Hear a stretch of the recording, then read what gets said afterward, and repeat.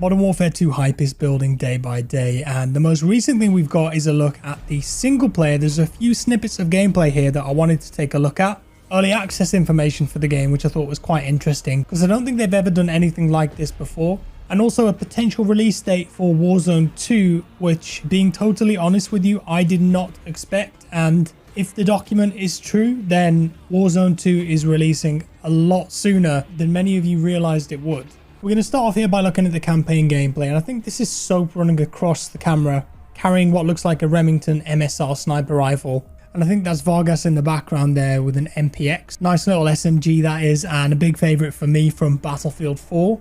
Next, a little shot walking through a canyon here, and this looks awesome, the lighting, and I feel like there's a lot of photogrammetry going on here too. That's why the rocks and stuff look so realistic. And many people online have suggested that the weapon here is the SIG MCX Spear because of the charging handle that you can see there. Apparently that's quite unique to the gun. This gun is also known as the M5 in BF 2042. And I believe that there's a variant of this called the XM5, which the US Army will be using going forward as their main assault rifle. Little rib boat up next. Hard to tell where this is, but we do know that rib boats and assault boats will feature in the multiplayer and Warzone 2. Moving on, we're in a downtown area now, and I think this is Chicago because it looks like the Navy Pier in the background, and also the skyscrapers there. Generally, that kind of has a Chicago vibe to it. And I was lucky enough to see some behind the scenes alpha gameplay of this mission a couple months ago, and you can indeed rappel down the side of the skyscraper, but rather than like how it is in Warzone when you can just go up and down, in this you could go up and down, side to side. You could control the ascent and descent, you could flip upside down, and the mission involved moving down the side of the building,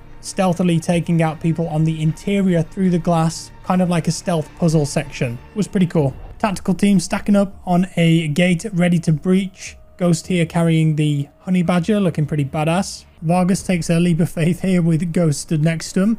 Maybe something's gone wrong and they're leaping into some water by the looks of it. Got an operator here in a very wet and rainy environment wearing what looks like night vision goggles. That could be the Amsterdam mission because that was just raining all the time when I saw it. Some kind of M4 there maybe. And then a first person perspective and Vargas in front. This is very reminiscent of the townhouse missions, incredibly claustrophobic, so I imagine we're going to get a couple of those style missions back in this game too. Might be Chicago again actually, this one. A shot of what might be an AC-130 or some kind of troop transport vehicle. That might be part of the intro to Warzone 2 and they've just snuck it in there, but most likely just some kind of cutscene in MW2 where you'll be dropping in. Quick shot of Soap here in another rainy environment, might be the same as earlier.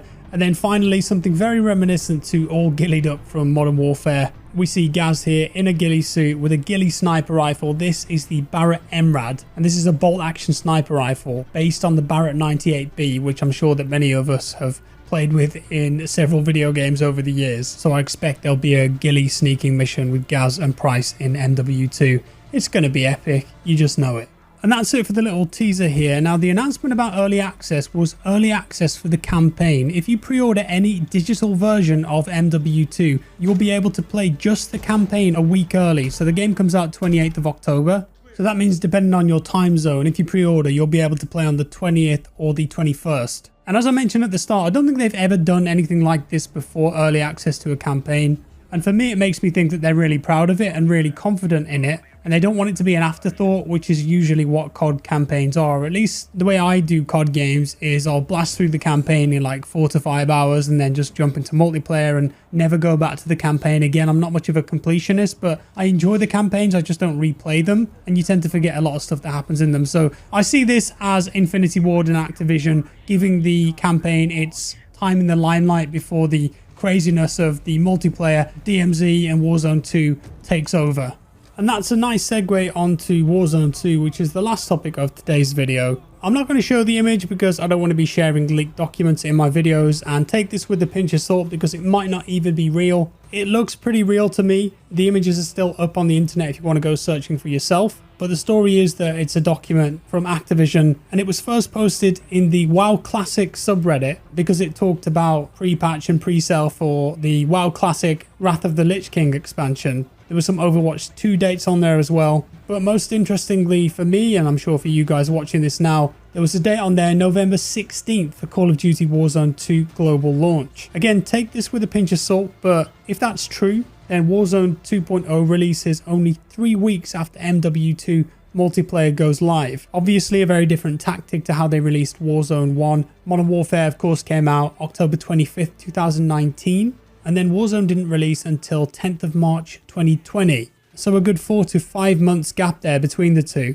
And logic dictates that they did that because maybe Warzone just wasn't ready to go at that period of time when MW19 launched. But also you could say that maybe they did it to give MW a bit of breathing room with their first couple of seasons so people could experience that game on its own, and then all the new maps and guns and operators and game modes that came alongside it. But this time around, if it's only 2.5 to 3 weeks after launch, they're going to go hard on Warzone. And I imagine that this is because the player base for Warzone compared to traditional COD titles massively outweighs those games. There's just way more people playing Battle Royale games now than there is arena type games like COD. And perhaps, again, I'm making assumptions here. The devs, Activision, have looked at that and gone, well, this time around maybe we can give Call of Duty Warzone 2 out for free like we did with the first one, and that might incentivize people to buy MW2 for leveling guns and getting that classic COD experience there. But we'll have to wait and see on that one.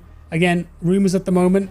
If that's true though, and if Warzone 2 is disruptive and innovative, as Pat Kelly, the Call of Duty franchise director, said, I'm excited to try it out, and I was not expecting it that early at all. I thought it might be March next year again, but if it is November and it's good and it works well, I'm down to just sink many hours into it. And that's all for today, guys. As always, do let me know your thoughts down in the comments below. Thank you. And if you enjoyed the video, leave a like. If you're new around here, subscribe for more, and I'll see you next time. Bye bye.